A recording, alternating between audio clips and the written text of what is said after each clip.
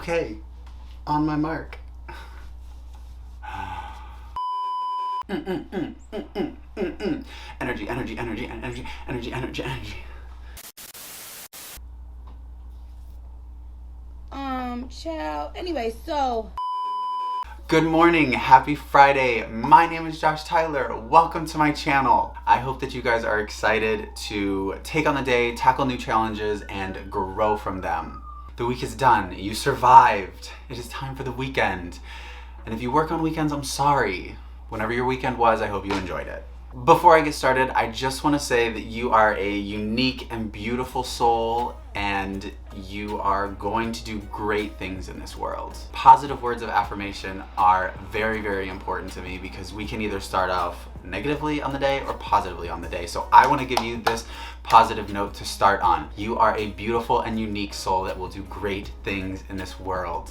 If you need to stop the video and kind of repeat that to yourself a few times, please do, because it is important, it is key, and you are. So today I wanted to carry on from yesterday's video, not yesterday, last week's video about conditioning and how it affects our perspective. So today we are going to talk about perspective. Let's get into it.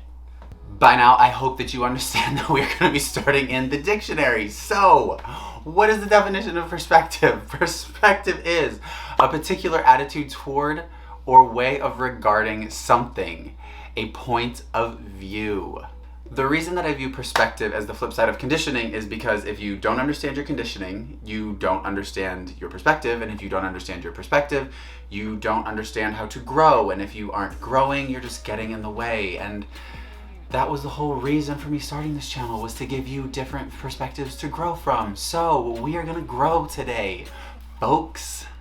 So I'm gonna continue off of the examples that I used last week with my father and E to continue to explain this point. So my conditioning of from my father about a relationship conditioned me to have the perspective that what I had with E was how a relationship should work, i.e. that I was required to diminish and change who I was in order to receive love from someone, because my father had conditioned me to believe that that is what I needed to do because that's what I had to do with him. That just completely led me into a relationship with E that was not healthy for so long.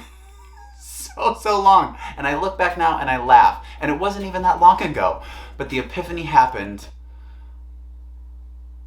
like last June. It was enlightening, to say the least. In all honesty, this perspective had gotten in the way of so many of my relationships, both platonically and sexually, throughout most of my younger years, for 7 years, because I continually kept going into these relationships not being my authentic self. I kept going in trying to figure out what I had to do in order to be liked by the other person. I kept going in with the perspective that, okay, as long as I go in and I'm a blank slate, I can do whatever they need me to do in order to be loved. And that's just not healthy at all. You are deserving of love because of your authentic self.